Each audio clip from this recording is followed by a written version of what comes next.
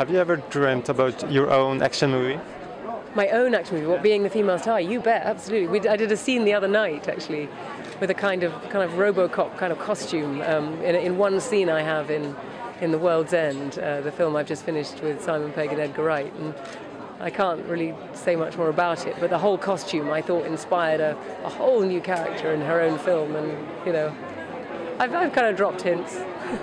Sounds amazing. I remember you as Miranda Frost in Die Another Day, and this has been the year of 007. So have you been celebrating?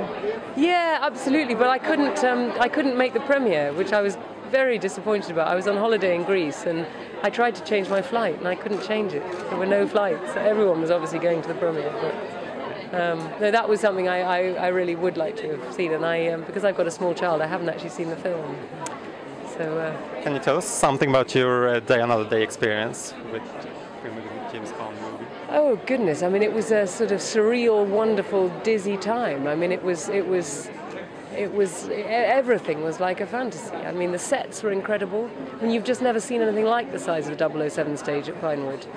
I mean, the thing is vast. I mean, we did a whole car chase inside the soundstage. The Ice Palace was built, you know, structurally able to take the weight of, you know, an Aston Martin and a Thunderbird. You know, unbelievable. And just this, you know, the scale of everything, the whole world of Bond, what goes with it. It's unbelievable. But then, you know, what's refreshing about Jack Reacher is that, you know, Bond is a guy who really appreciates all the material things in life. He loves the fine champagne, he loves his watches, he loves the brands. Jack Reacher doesn't give a toss about any of that.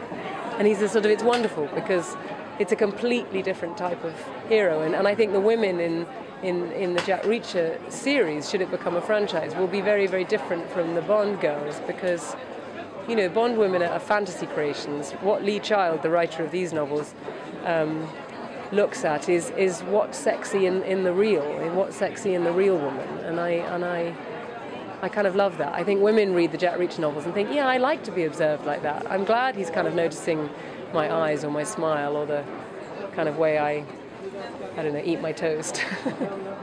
And speaking of Jack Reacher, what's the best and the worst thing working with Tom Cruise? Goodness.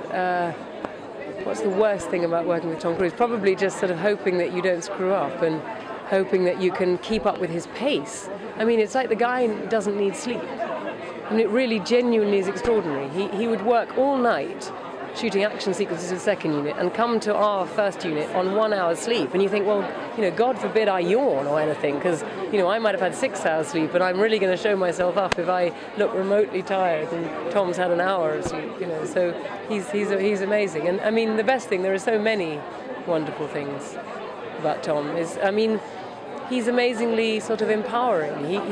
He has amazing energy and he gives it to everybody.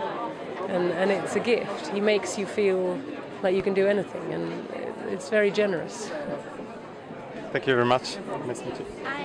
Hello, good evening. Hi. Nice to meet you.